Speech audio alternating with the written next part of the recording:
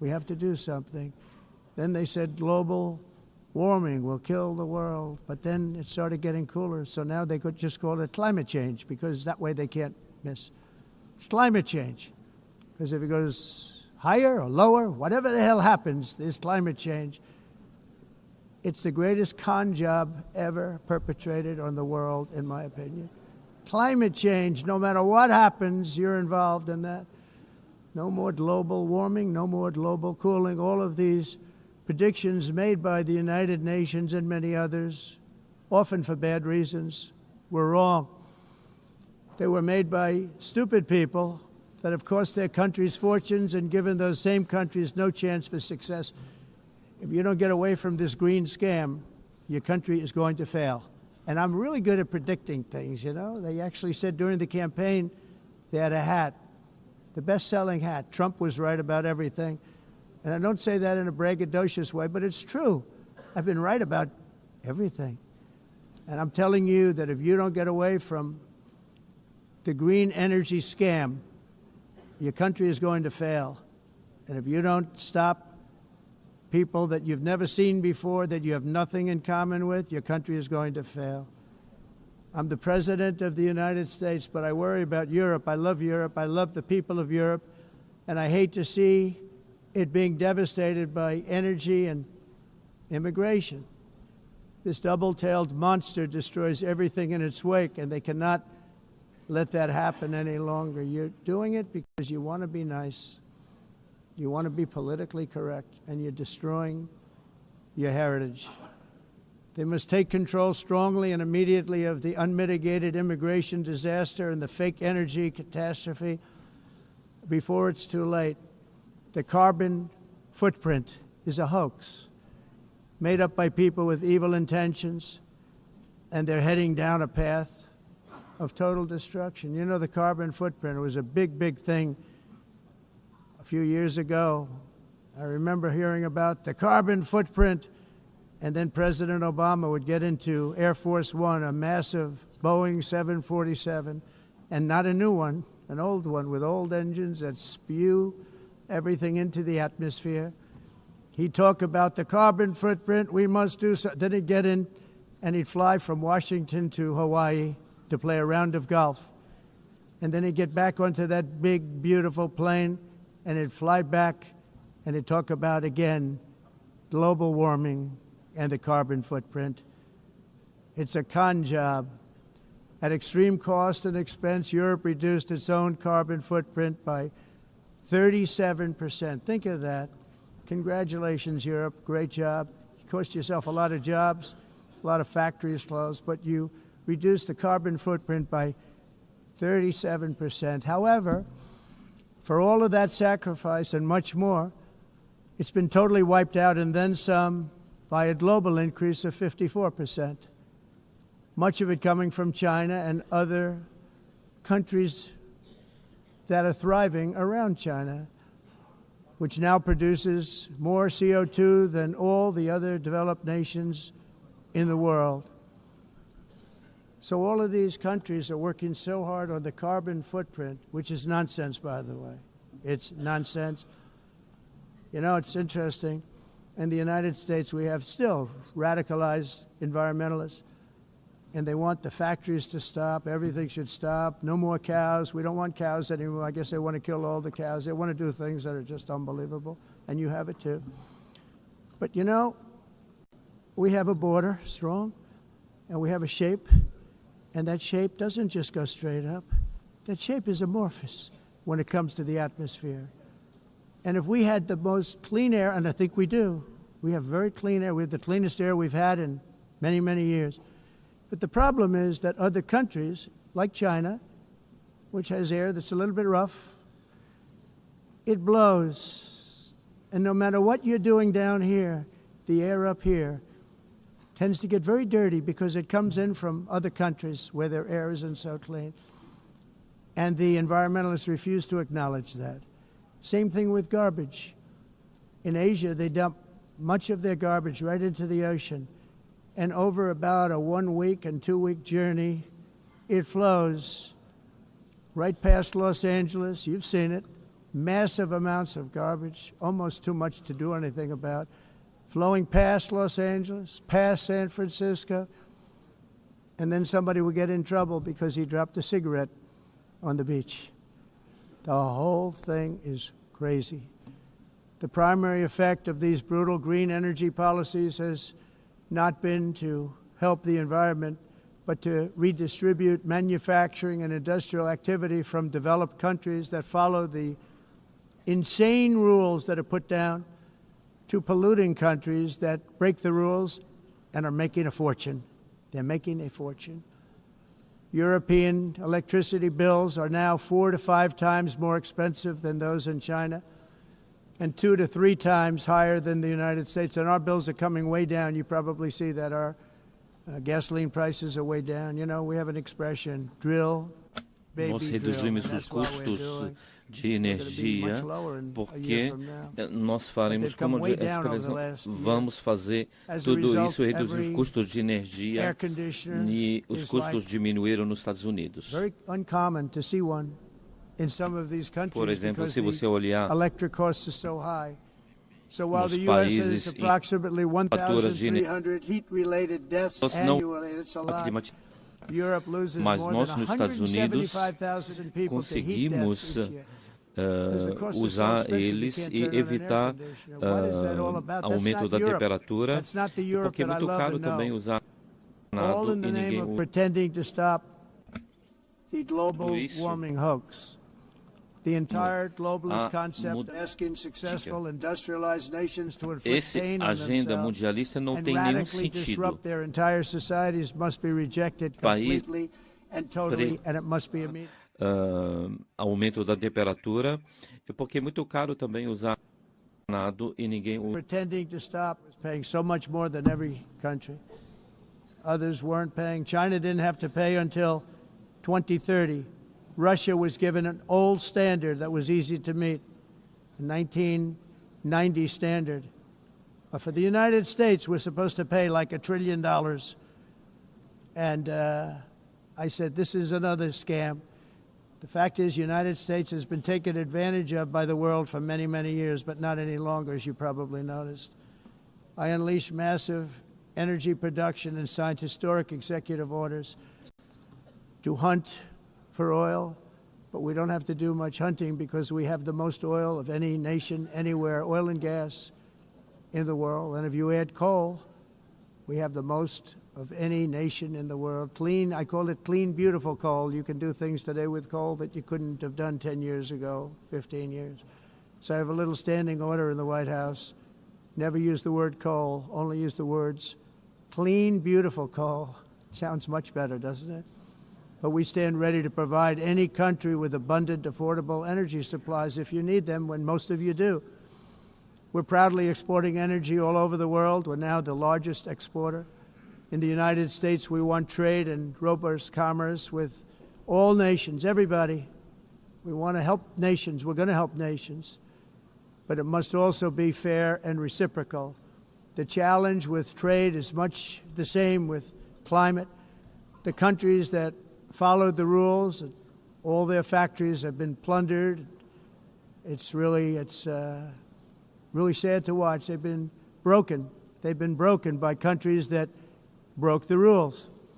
That's why the United States is now applying tariffs to other countries, and much as these tariffs were for many years applied to us, uncontrollably applied to us. We've used tariffs as a defense mechanism under the Trump administration, including my first term, where hundreds of billions of dollars in tariffs were taken in. And by the way, we had the lowest inflation, and now we have very low inflation. The only thing different is that we have hundreds of billions of dollars flowing into our country. But this is how we will ensure that the system works for everyone and is sustainable into the future. We're also using tariffs to defend our sovereignty and security throughout the world, including against nations that have taken advantage of former U.S. administrations for decades, including the most corrupt, incompetent administration in history, the sleepy Joe Biden administration. Brazil now faces major tariffs in response to its unprecedented efforts to interfere in the rights and freedoms of our American citizens and others, with censorship, repression, weaponization, judicial corruption, and targeting of political critics in the United States. I have a little problem saying this because I must tell you, I was walking in and the leader of Brazil was walking out. We saw him and I saw him, he saw me, and we embraced. And then I'm saying, can you believe I'm going to be saying this in just 2 minutes? But we actually agreed that we would meet next week. We didn't have much time to talk, like about 20 seconds. They were in retrospect, I'm glad I waited because this thing didn't work out too well. But we did talk, we had a good talk, and we agreed to meet next week, if that's of interest. But he seemed like a very nice man, actually. He liked me, I liked him. But if you, and I only do business with people I like. When I don't like them, I don't like them. But we had, at least for about 39 seconds, we had excellent chemistry. It's a good sign. But also in the past, Brazil, can you believe this, unfairly tariffed our nation, but now because of our tariffs, we are hitting them back, and we're hitting them back very hard. As president, I will always defend our national sovereignty and the rights of American citizens. So I'm very sorry to say this, that Brazil is doing poorly and will continue to do poorly. They can only do well when they're working with us. Without us, they will fail, just as others have failed. It's true. Next year, the United States will celebrate the 250th anniversary of our glorious independence, a testament to enduring power and American freedom and spirit. We will also be proudly hosting the 2026 FIFA World Cup, and shortly thereafter, the 2028 Olympics, which is going to be very exciting. I hope you all come. I hope that countless people from all over the globe will take part of these will be great celebrations of liberty and human achievement, and that together we all can rejoice in the miracles of history that began in July 4th, 1776, when we founded the light to all nations. And it's something really that an amazing thing came out of that date. It's called the United States of America. In honor of this momentous anniversary, I hope that all countries who find inspiration in our example will join us in renewing our commitment, values, and those values really that we hold so dear. Together, let us defend free speech and free expression. Let us protect religious liberty, including for the most persecuted religion on the planet today. It's called Christianity. And let us safeguard our sovereignty and cherish qualities that have made each of our nations so special, incredible, and extraordinary. In closing, I just want to repeat that immigration and the high cost of so-called green renewable energy is destroying a large part of the free world and a large part of our planet. Countries that cherish freedom are fading fast because of their policies on these two subjects. You need strong borders and traditional energy sources if you are going to be great again. Whether you have come from north or south, east or west, near or far, every leader in this beautiful hall today represents a rich culture, a noble history, and a proud heritage that makes each nation majestic and unique, unlike anything else in human history or any other place on the face of the earth. From London to Lima, from Rome to Athens, from Paris to Seoul, from Cairo to Tokyo and Amsterdam to right here in New York City, we stand on the shoulders of the leaders and legends, generals and giants, heroes and titans who won and built our beloved nations, all of our nations, with their own courage, strength, spirit, and skill. Our ancestors climbed mountains, conquered oceans, crossed deserts, and trekked over wide open plains. They charged into thunderous battles, plunged into grave dangers, and they were soldiers and farmers and workers and warriors and explorers and patriots. They built towns into cities, tribes into kingdoms, ideas into industries, and small islands into mighty empires. You're a part of all of that. They were champions for their people who never gave up and who never, ever gave in. Their values defined our national identities. Their visions forged our magnificent destiny. Everybody in this room is a part of it in your own way. Each of us inherits the deeds and the myths, the triumphs, the legacies of our own heroes and founders who so bravely showed us the way.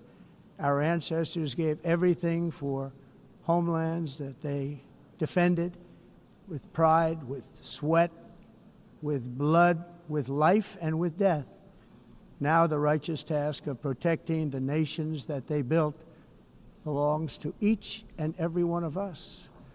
So together let us uphold our sacred duty to our people and to our citizens. Let us protect their borders, ensure their safety, preserve their cultures, treasure, and traditions, and fight, fight, fight for their precious dreams and their cherished freedoms.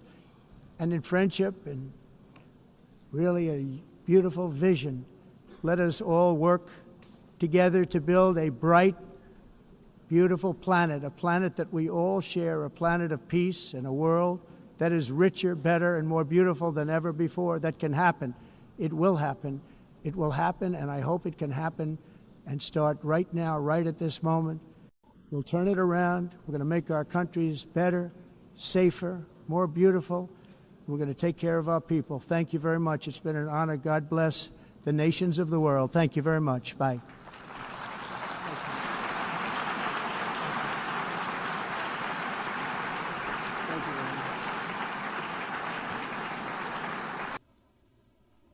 Thank you very much. Very much appreciated.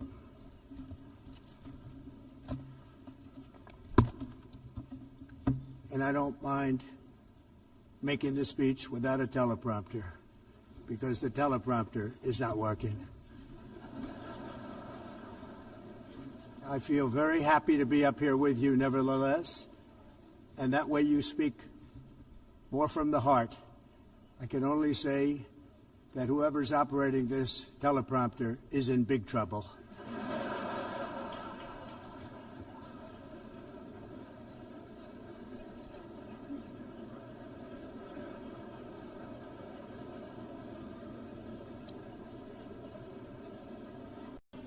Hello, Madam First Lady.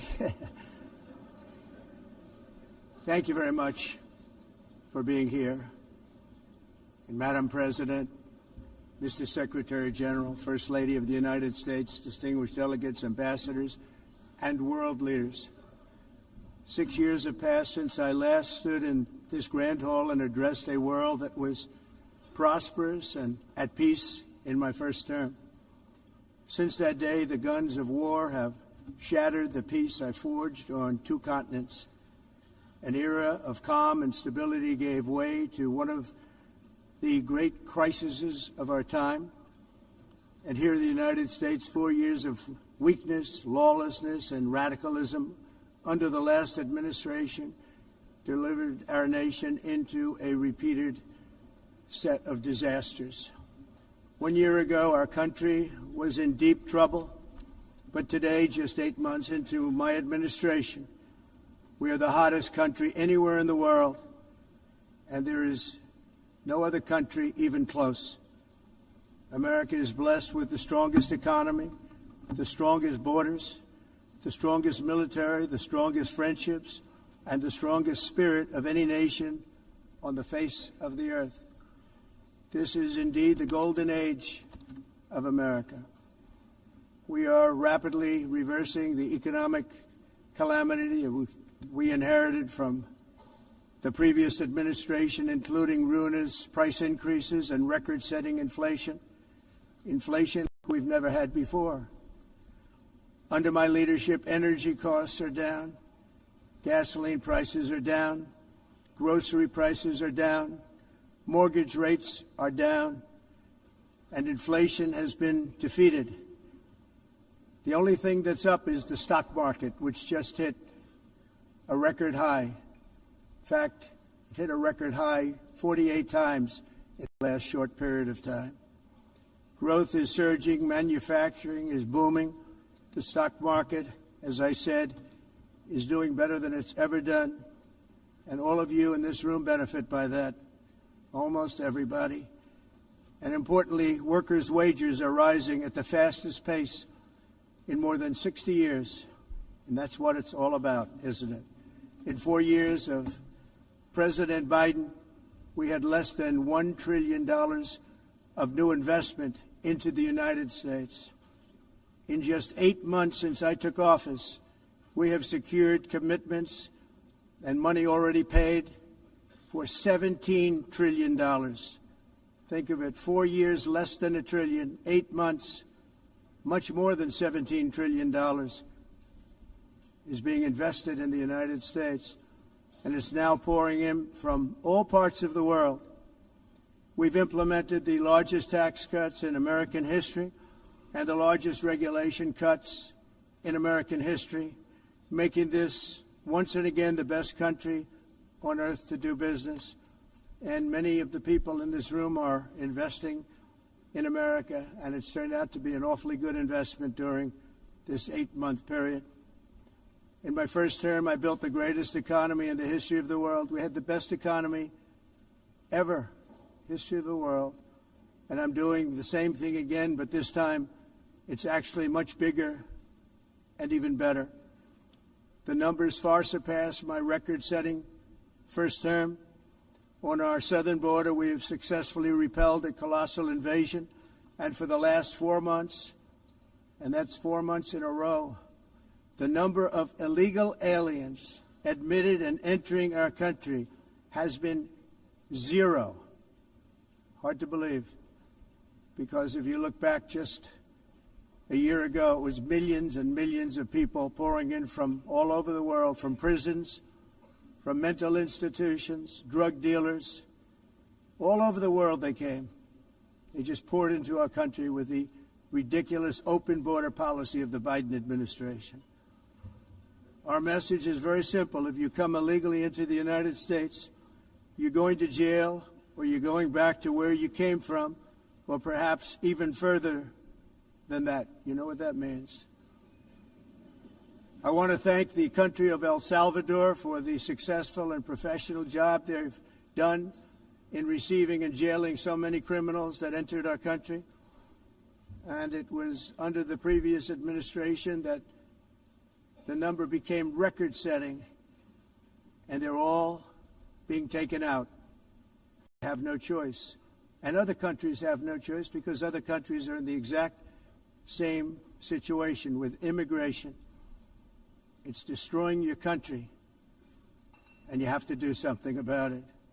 On the world stage, America is respected again like it has never been respected before. You think about 2 years ago, 3 years ago, 4 years ago, or 1 year ago, we were a laughingstock all over the world. At the NATO summit in June, virtually all NATO members formally committed to increase defense spending at my request from 2% to 5% of GDP, making our alliance far stronger and more powerful than it was ever before.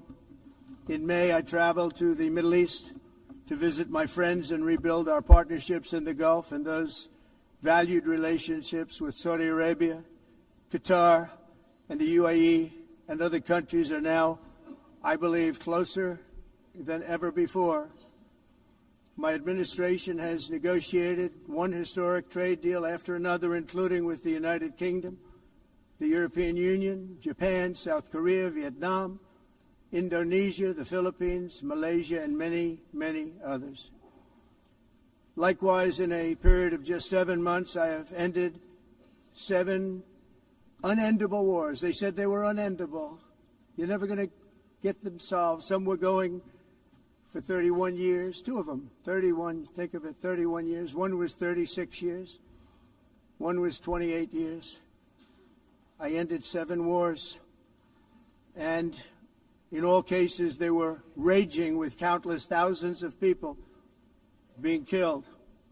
This includes Cambodia and Thailand, Kosovo and Serbia, the Congo and Rwanda, a vicious, violent war that was, Pakistan and India, Israel and Iran, Egypt and Ethiopia, in Armenia and Azerbaijan.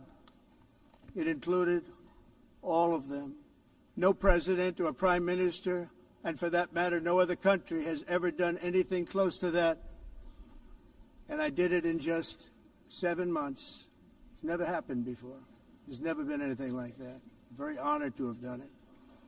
It's too bad that I had to do these things instead of the United Nations doing them. And sadly, in all cases, the United Nations did not even try to help in any of them.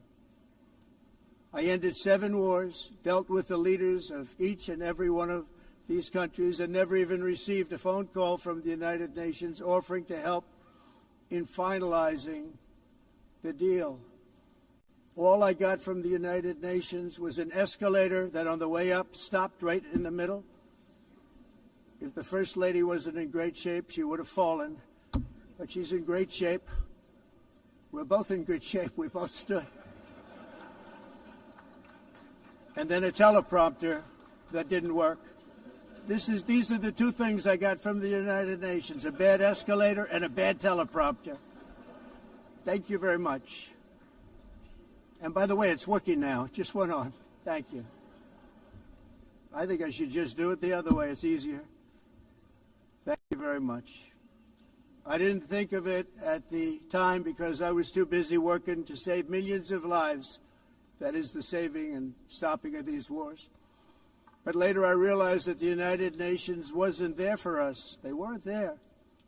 I thought of it really after the fact, not during these negotiations, which were not easy. That being the case, what is the purpose of the United Nations? The UN has such tremendous potential. I've always said it. It has such tremendous, tremendous potential. But it's not even coming close to living up to that potential. For the most part, at least for now, all they seem to do is write a really strongly worded letter and then never follow that letter up. It's empty words, and empty words don't solve war.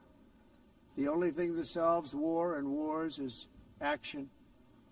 Now, after ending all of these wars and also earlier negotiating the Abraham Accords, which is a very big thing for which our country received no credit, never receives credit. Everyone says that I should get the Nobel Peace Prize for each one of these achievements.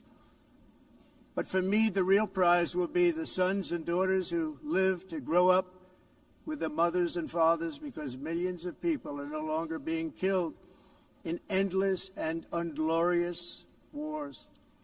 What I care about is not winning prizes, it's saving lives. We saved millions and millions of lives with the 7 wars. And we have others that we're working on, and you know that. Many years ago, a very successful real estate developer in New York, known as Donald J. Trump, I bid on the renovation and rebuilding of this very United Nations complex. I remember it so well. I said at the time that I would do it for $500 million, rebuilding everything. It would be beautiful. I used to talk about, I'm going to give you marble floors.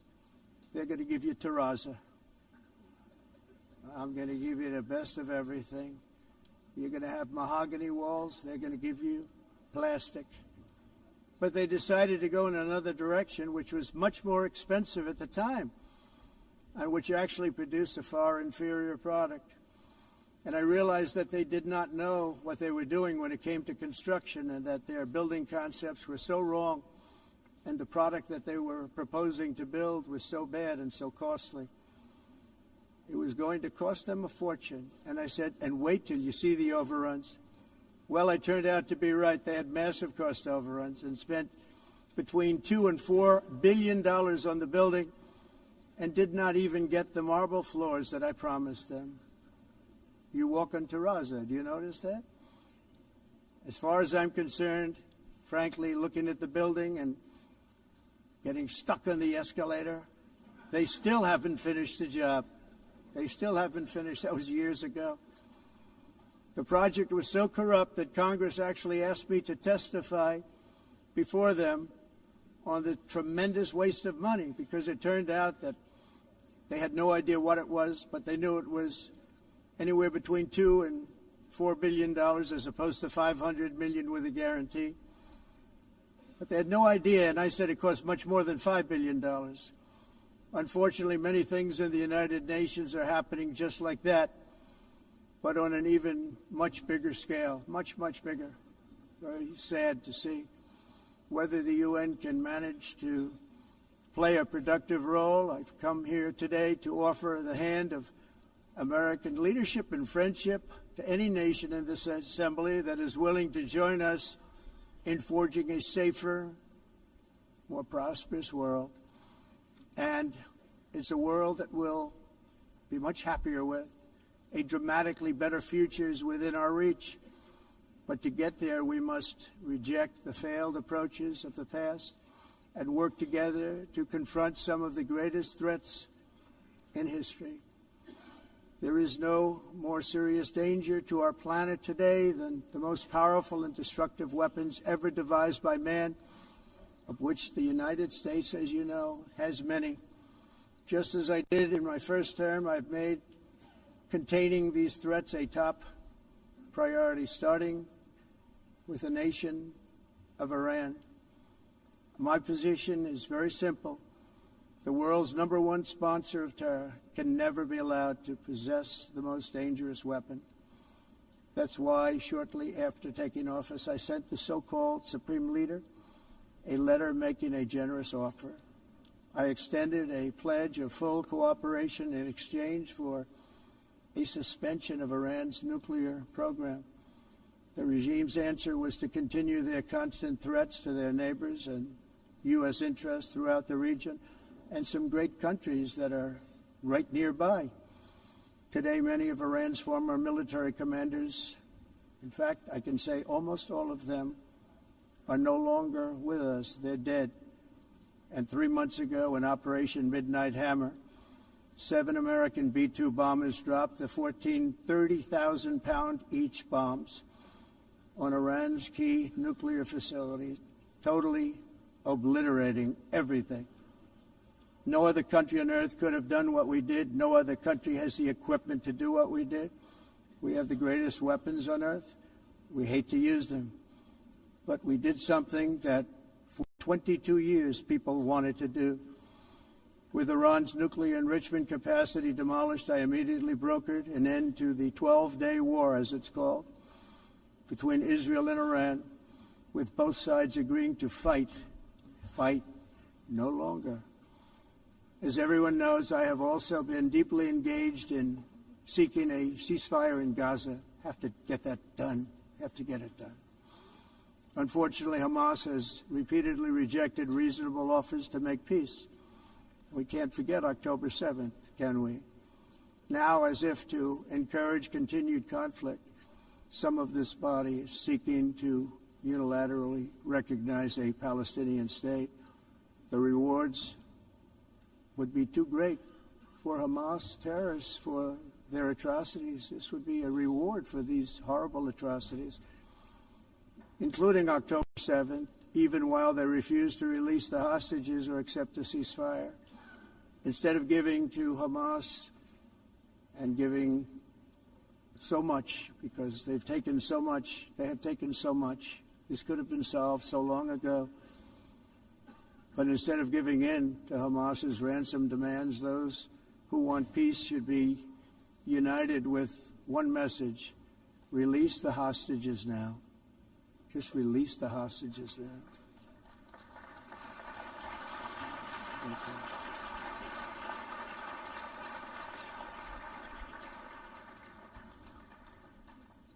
Thank you. As we have got to come together, and we will come together, going to get it done. We have to stop the war in Gaza immediately. We have to stop it. We have to get it done. We have to negotiate. Immediately have to negotiate peace. We got to get the hostages back. We want all 20 back. We don't want 2 and 4. As you know, I got, along with Steve Witkoff and others that helped us, Marco Rubio, we got most of them back. We were involved in all of them. But I always said the last 20 are going to be the hardest, and that's exactly what happened. We have to get them back now. We don't want to get back 2, and then another 2, and then 1, and then 3. have this process. No, we want them all back, and we want the actually 38 dead bodies back too. Those parents came to me and they want them back, and they want them back very quickly and very badly. As though they were alive, they want them. They want them every bit as much as if their son or daughter were alive. I've also been working relentlessly, stopping the killing in Ukraine. I thought that would be, of the 7 wars that I stopped, I thought that would be the easiest because of my relationship with President Putin, which had always been a good one. I thought that was going to be the easiest one. But, you know, in war, you never know what's going to happen. There are always lots of surprises, both good and bad. Everyone thought Russia would win this war in 3 days, but it didn't work out that way. It was supposed to be just a quick little skirmish. It's not making Russia look good. It's making them look bad. No matter what happens from here on out, this was something that should have taken a matter of days, certainly less than a week.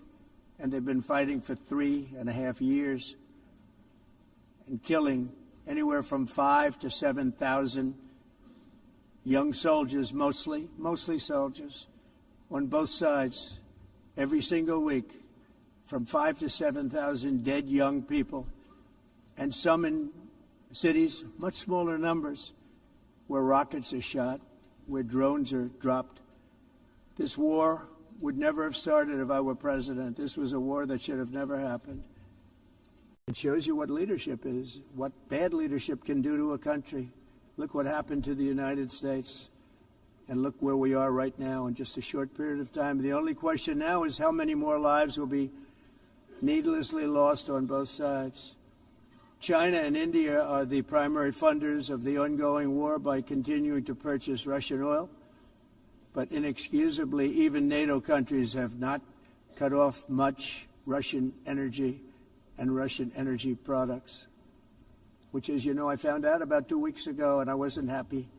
Think of it. They're funding the war against themselves. Who the hell ever heard of that one?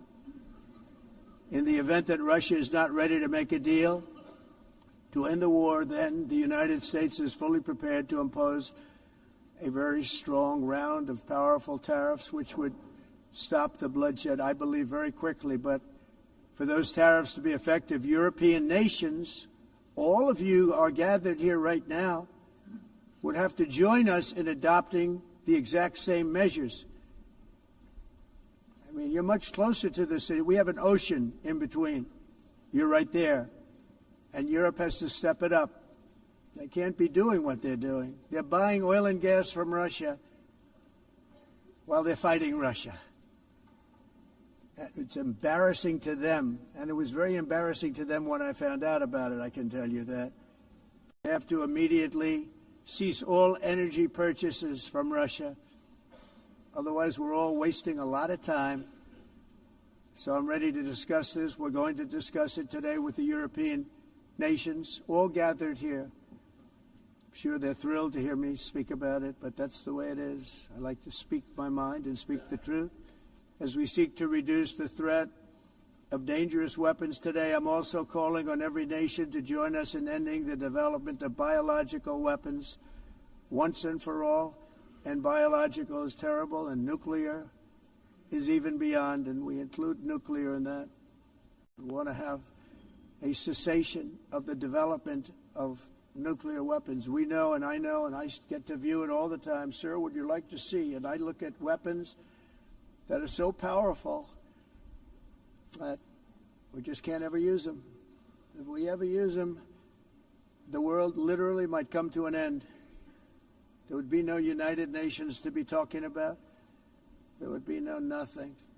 Just a few years ago, reckless experiments overseas gave us a devastating global pandemic.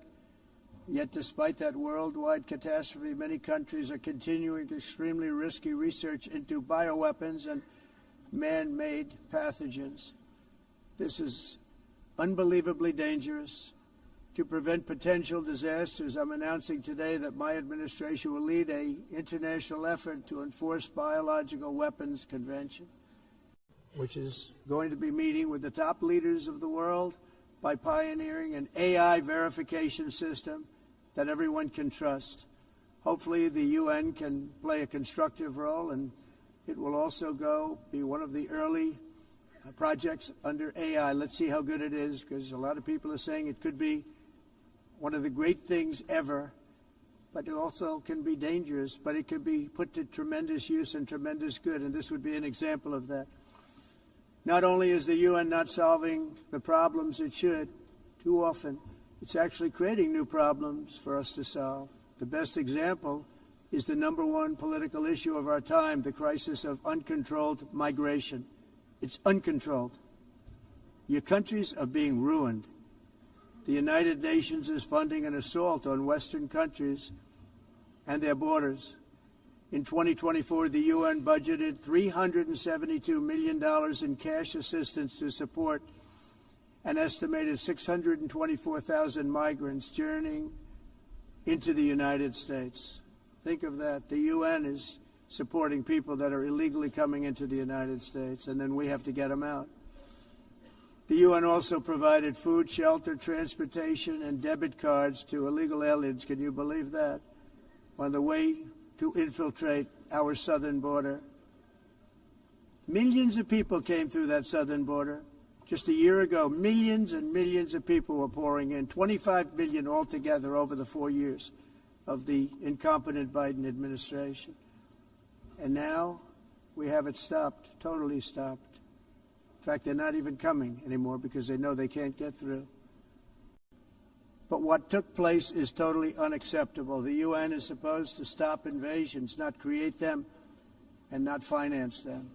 In the United States, we reject the idea that mass numbers of people from foreign lands can be permitted to travel halfway around the world, trample our borders, violate our sovereignty, cause unmitigated crime, and deplete our social safety net. We have reasserted that America belongs to the American people, and I encourage all countries to take their own stand in defense of their citizens as well. You have to do that because I see it.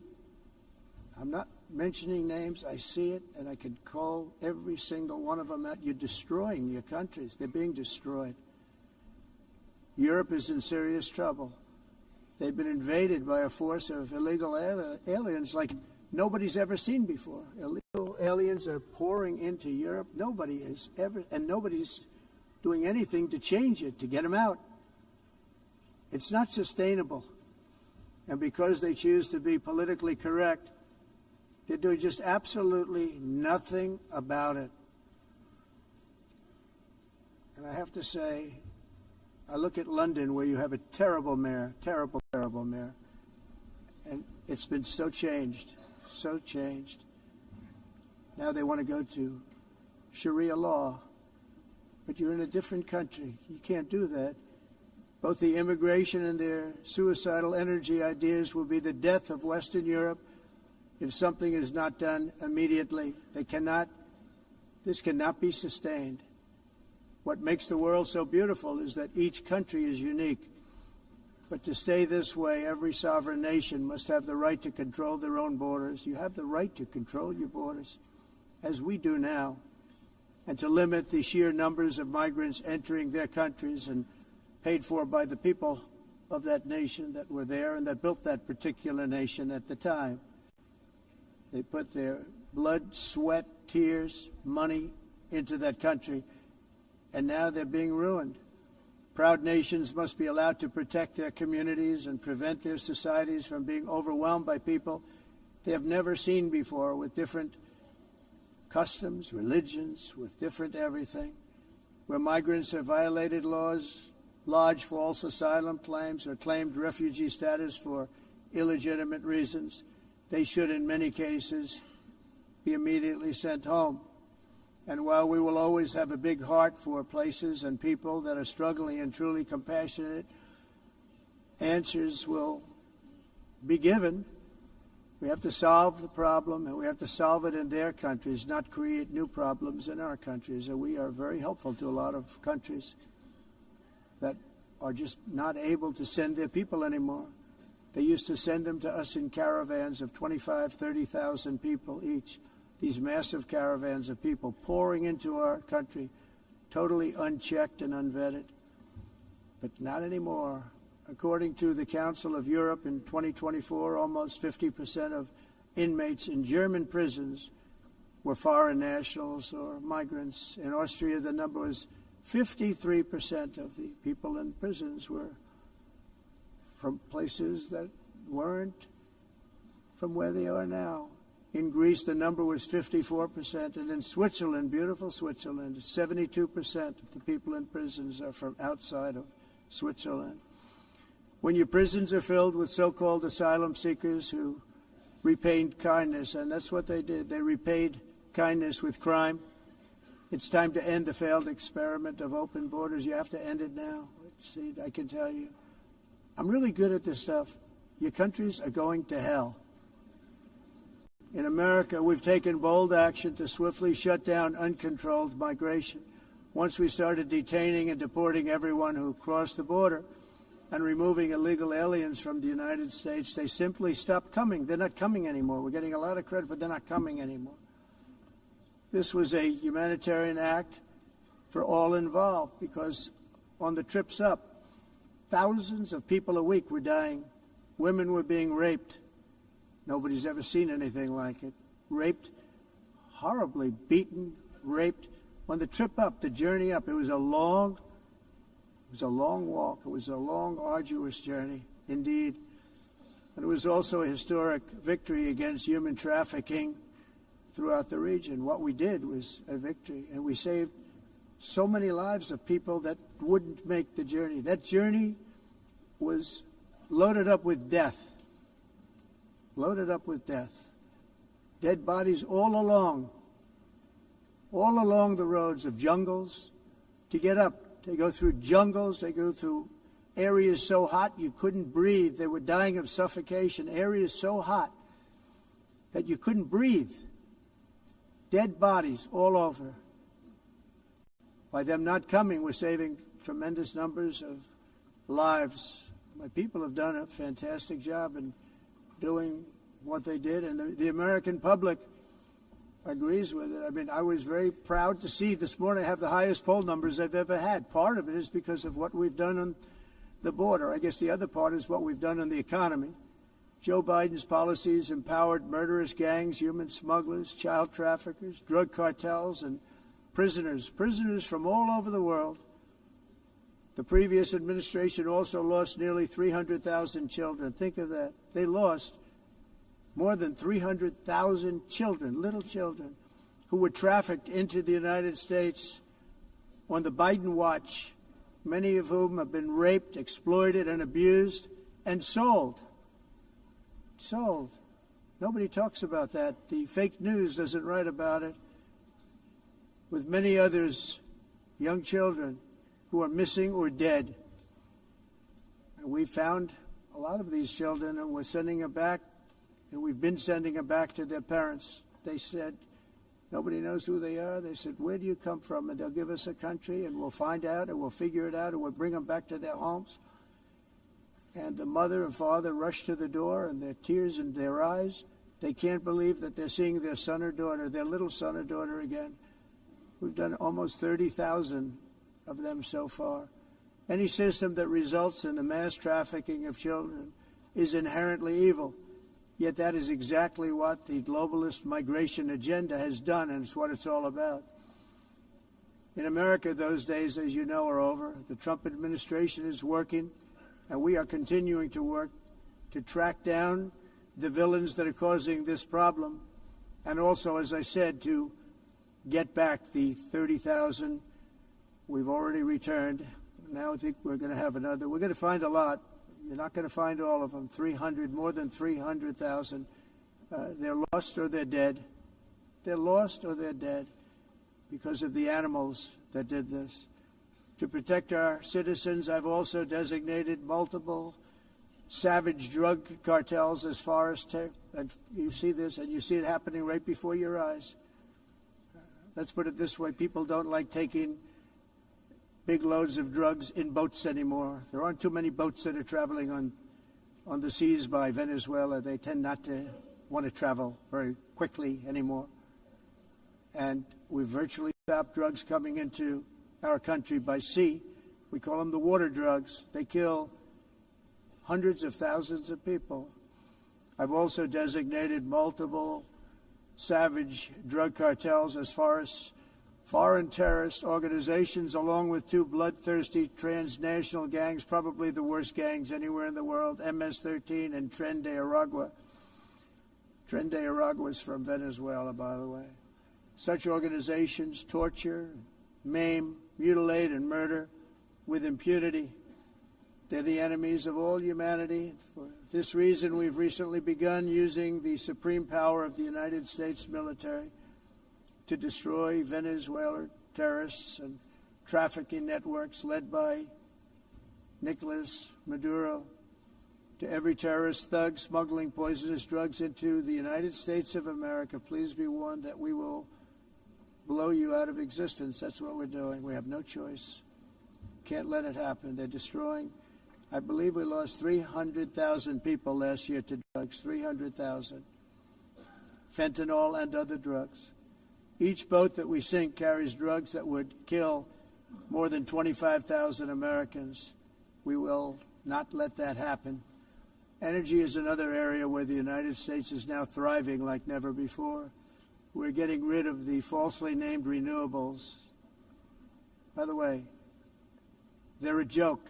They don't work. They're too expensive. They're not strong enough to fire up the plants that you need to make your country great. The wind doesn't blow. Those big windmills are so pathetic and so bad, so expensive to operate. And they have to be rebuilt all the time, and they start to rust and rot.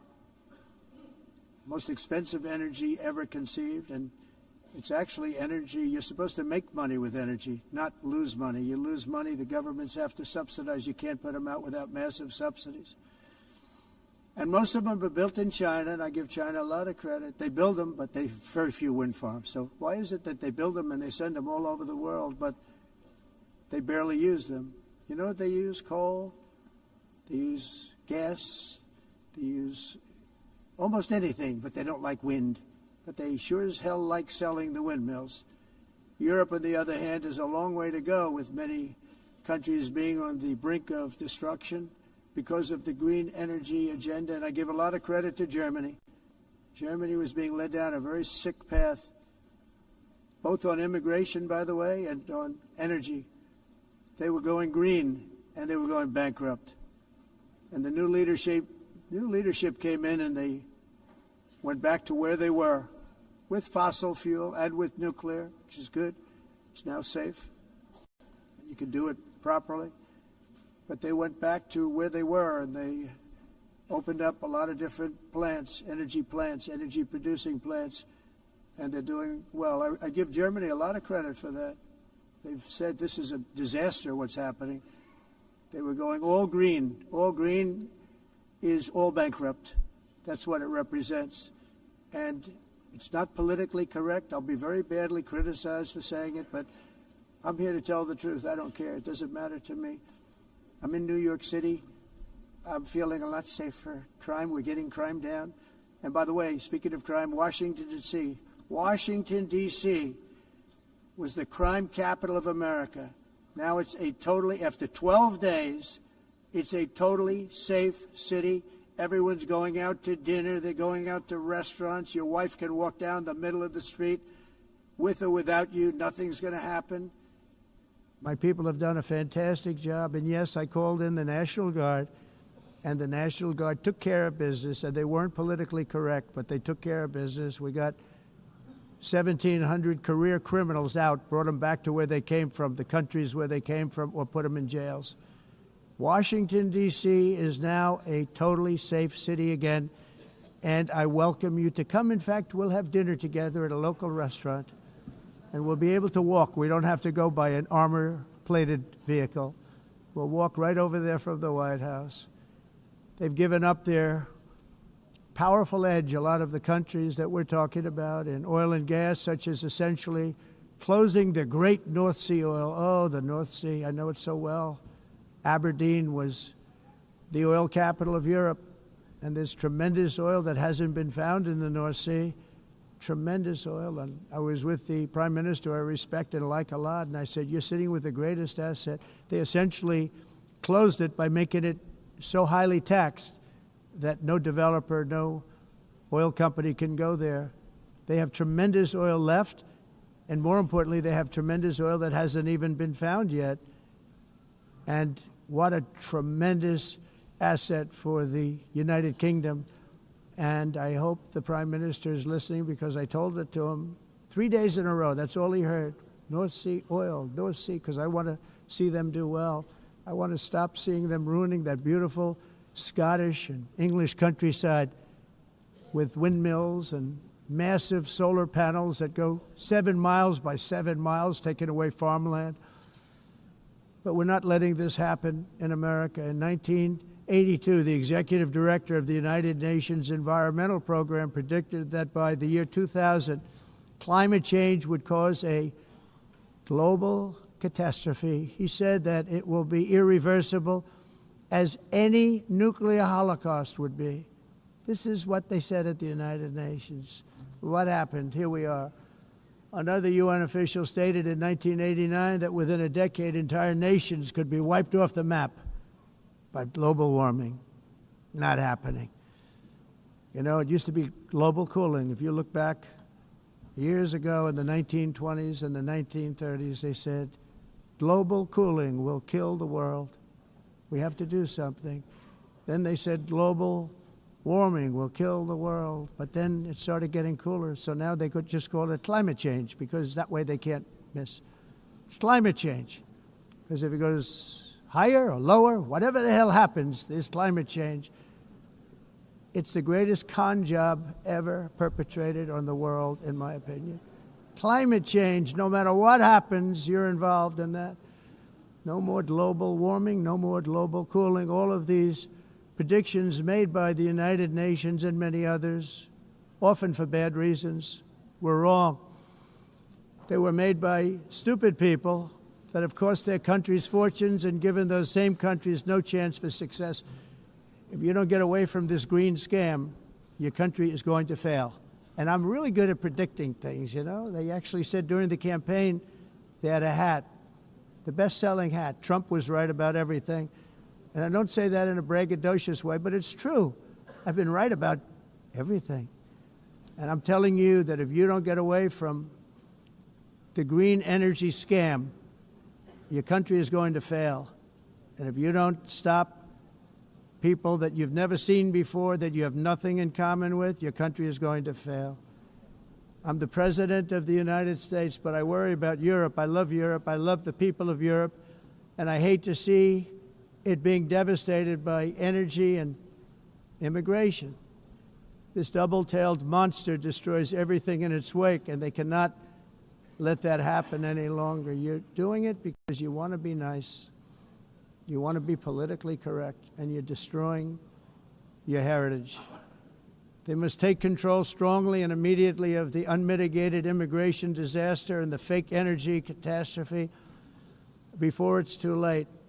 The carbon footprint is a hoax made up by people with evil intentions, and they're heading down a path of total destruction. You know, the carbon footprint, it was a big, big thing a few years ago.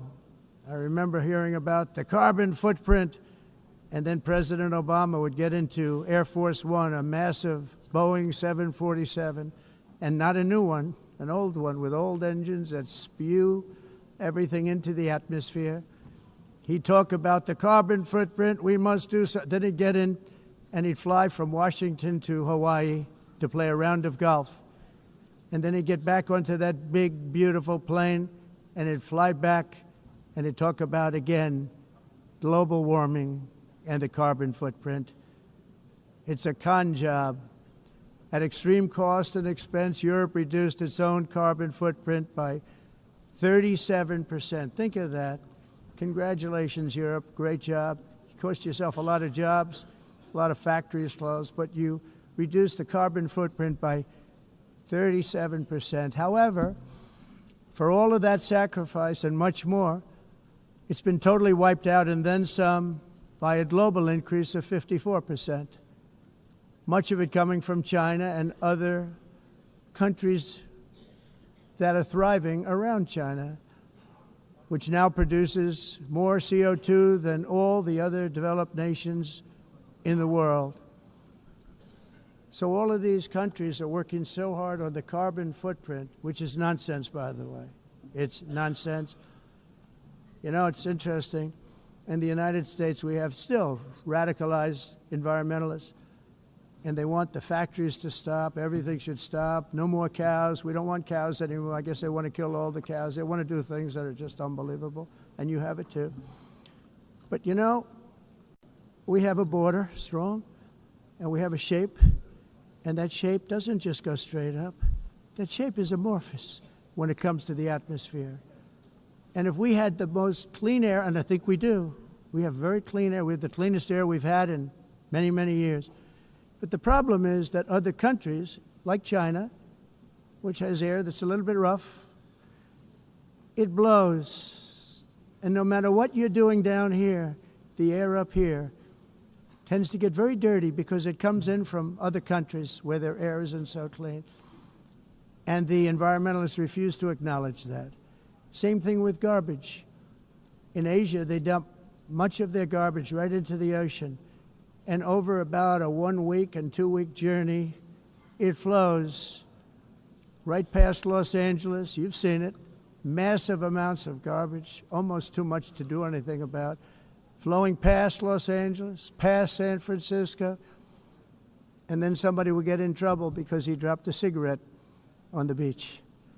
The whole thing is crazy. The primary effect of these brutal green energy policies has not been to help the environment, but to redistribute manufacturing and industrial activity from developed countries that follow the insane rules that are put down to pollute